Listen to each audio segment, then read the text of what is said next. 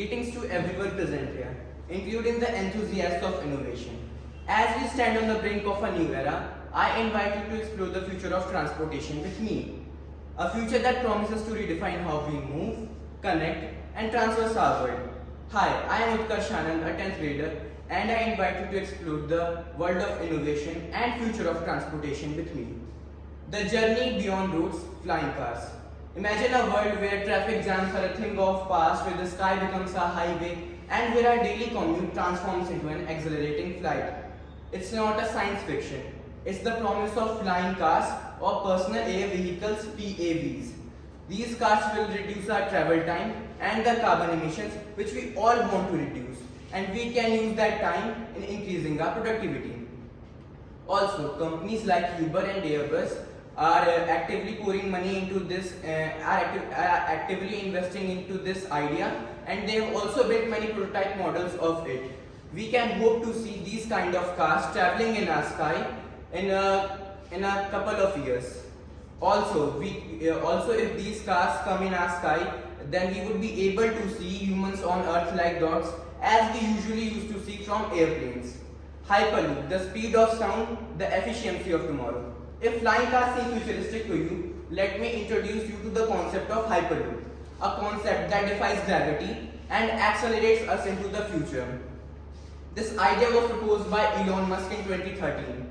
Virgin Hyperloop and Boring Company, led by Elon Musk himself, are actively developing and testing Hyperloop systems.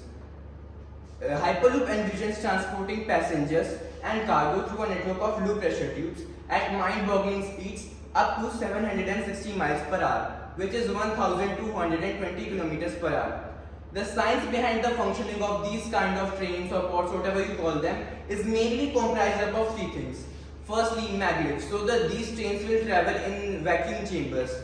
So these trains will levitate in air, not just run in them. Thus reducing friction a lot, as we know friction is a force opposing motion. So because they will levitate in air, they will reduce friction a lot, which is one of the main constraints responsible for reducing the speed of the vehicles. Secondly, partial vacuums. So we all know that airplanes get air resistance in their path, which slows them down.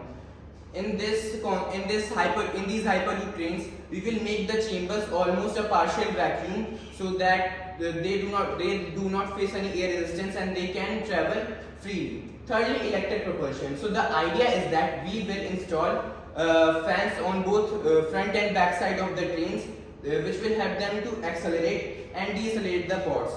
Therefore, it will be safer than many other modes of transport, including car, bike, aeroplanes, all that stuff. It will also be good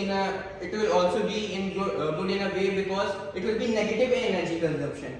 So what are we gonna do is we will install solar plates on the roof of the chambers in which these trains will travel, and those solar panels will produce electricity, and the electricity will be used in its functioning, and the remaining electricity will be sent for various other purposes, such like construction activities.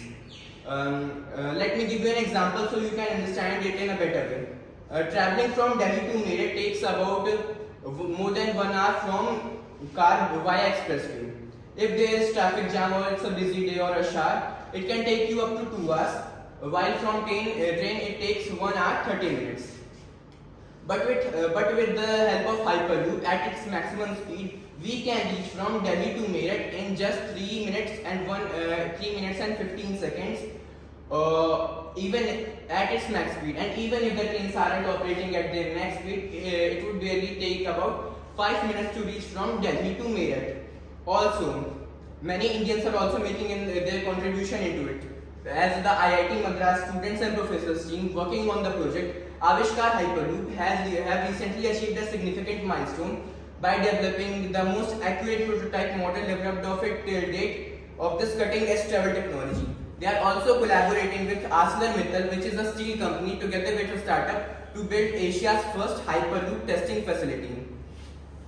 The main message that I want to convey through this talk is we are making fast progress, and together we can make this planet Earth a better place for humans, and we can ensure a pollution-less future for the upcoming generations.